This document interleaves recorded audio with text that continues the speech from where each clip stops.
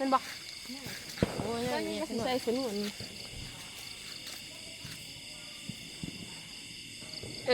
อยู่วัดยังวันนั้นต้องห้องเห็นอาจารย์ไปจุดน่ะมองไฟตะไลครึ่ง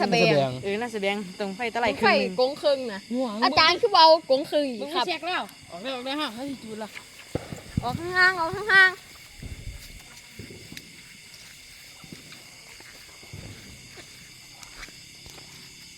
ลีจวดจุดชนอุ้ยมาแล้วคาถาทีน่าบัญชรมีเกาะเสือใส่บ้างตะไลนะครับ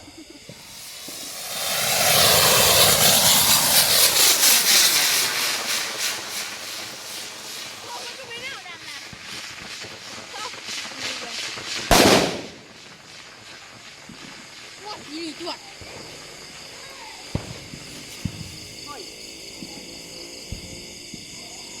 ตุ่มฟังอยู่ที่ลีจวดอาจารย์ครับไม่มีมือ